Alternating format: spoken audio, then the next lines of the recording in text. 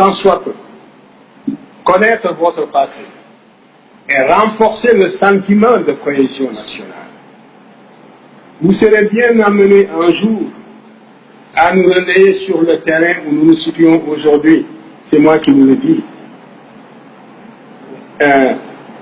Je crois que le mal que l'occupant nous a fait n'est pas encore guéri. Voilà le fond du problème. L'aliénation culturelle finit par être partie intégrante de notre substance, de notre âme. Et quand on croit s'en être déplacé, on ne l'a pas encore fait complètement. Souvent, le colonisé ressemble un peu, ou l'ex-colonisé même, ressemble un peu à cet esclave du 19e siècle, qui libéré va jusqu'au pas de la porte, et puis revient à la maison parce qu'il ne sait plus où aller. Il ne sait plus où aller. Depuis le temps qu'il a perdu la liberté, depuis le temps qu'il a acquis des réflexes de subordination, depuis le temps qu'il a pensé, comme appris à penser à travers son maître. C'est un peu ce qui est arrivé aussi à l'intelligentsia africaine dans son ensemble.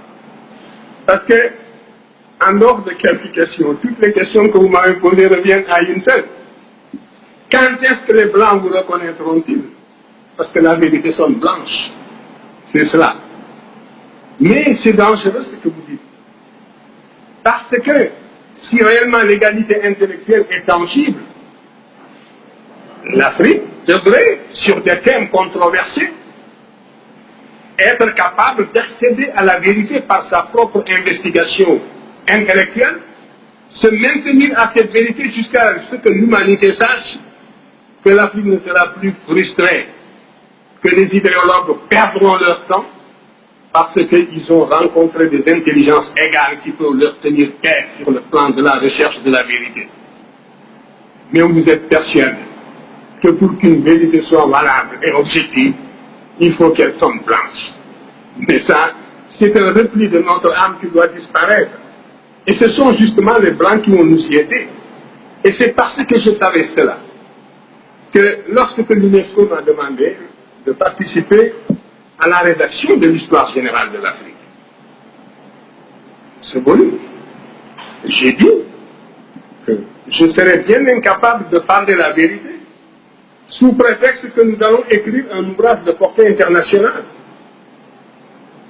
Moi, j'ai des idées que j'ai toujours développées et contre lesquelles vous ne pouvez pas opposer des arguments scientifiques dignes de ce nom.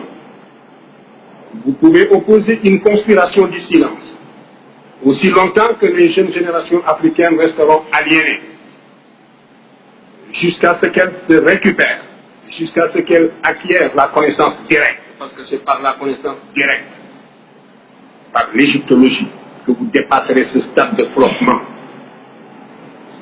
n'est-ce pas, et de somnambulisme.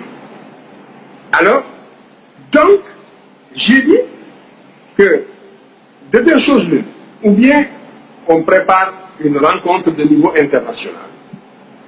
C'est ce que j'avais proposé. Réunir l'égyptologie internationale au niveau le plus élevé. Et surtout tous ceux qui sont opposés à mes thèses. J'ai dit que du côté africain, je n'aurais besoin que de deux Africains, parce que ce sont les seuls qui, à l'époque, qui travaillaient avec moi et qui accédaient aux faits égyptiens par la connaissance directe. C'est très dangereux, la connaissance indirecte, parce que vous le voyez bien, vous n'arrivez pas à vous faire une opinion personnelle. Il vous faut passer par l'appui d'une autorité, et cette autorité vous refuse son appui pour des raisons idéologiques, et vous tournoyez.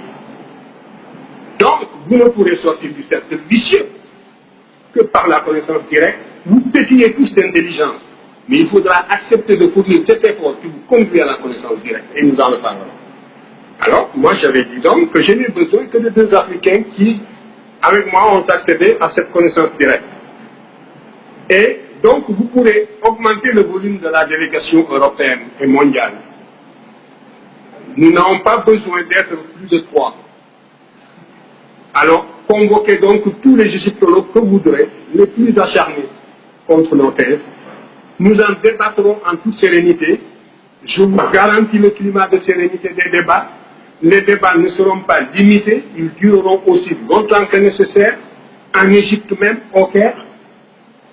Et à la suite de ces débats, on rédigera un document de portée mondiale, de portée internationale. Et suivant la teneur de ce document, on saura de quel côté penche la balance.